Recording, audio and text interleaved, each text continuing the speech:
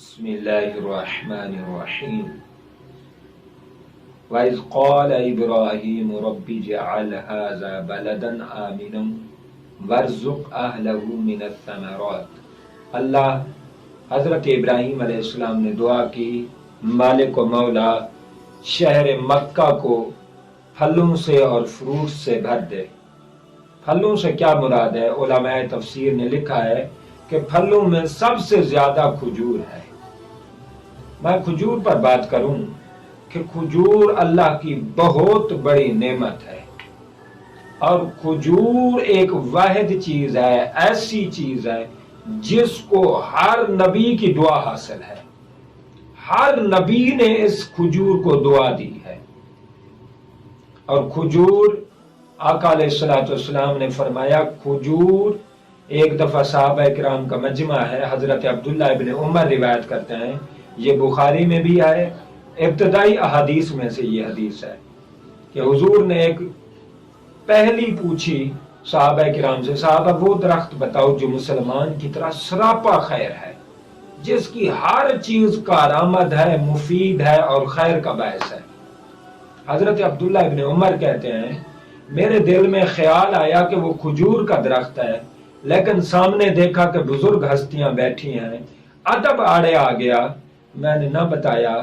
اور شرما گیا کہ بزرگوں کے سامنے بولنا اور ان کے آگے بڑھنا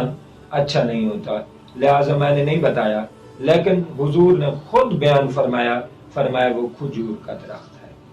جو سراپا خیر ہے، یعنی اس کی ہر چیز کارآمد ہے،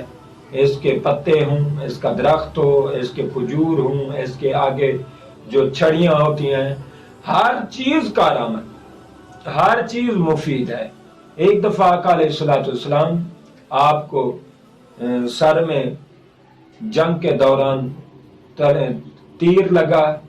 اور آپ کے سر مبارک سے خون نکل آیا۔ مولا علی کرم اللہ وجہ الکریم آپ مسلسل آپ کے سر مبارک پر پانی ڈال رہے تھے، لیکن خون مبارک رک نہیں رہا تھا، تو سیدہ فاطمہ الزہرا رضی اللہ تعالی عنہا آپ نے کھجور کی ایک چٹائی کو آگ لگائی، وہ آگ میں جو راکھ نکلی، وہ راکھ آقا علیہ الصلوۃ والسلام کے سر مبارک پر لگائی گئی تو آپ کا سر مبارک میں خون رک گیا۔ تو دیکھیں کھجور کی جو چھڑی تھی اور چھڑی سے جو پتے لگتے ہیں، ان پتوں سے بنائی ہوئی چٹائی کتنی مفید اور کارآمد ثابت ہوئی جب آقا علیہ الصلوۃ والسلام کا خون مبارک نہیں رک رہا تھا۔ تو اس لیے کھجور کی ہر چیز مفید ہے، اور علماء نے لکھا ہے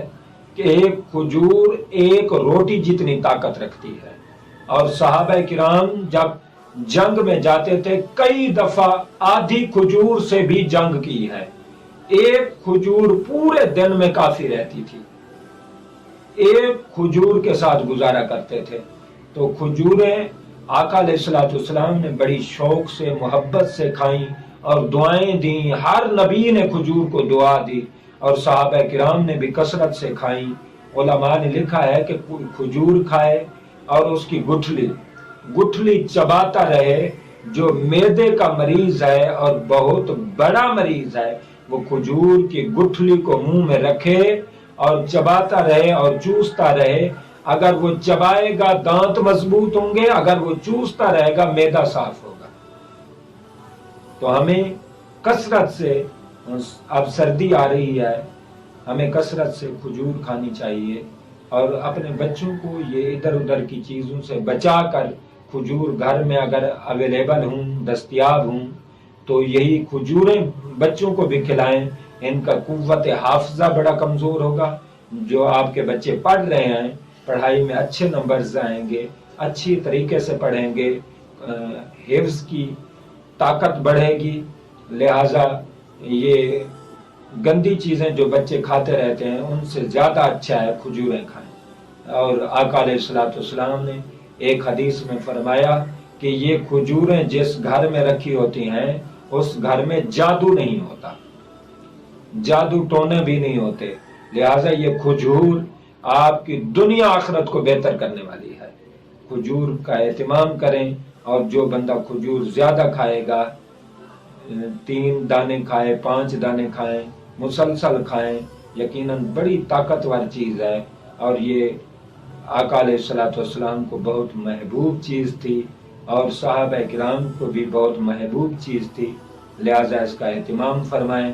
اور اپنے گھروں میں رکھ دیں، تاکہ آپ کے بچے جب بھی چیز مانگیں وہ چاکلیٹ، وہ ادھر ادھر کی چیزیں نہ کھائیں، وہ کھجور کھائیں۔ پھر دیکھنا بچے صحت مند ہوتے ہیں، بچوں کے ہونہار ہوتے ہیں، بچوں کی نشو و نما بہتر ہوتی ہے۔ لہٰذا احباب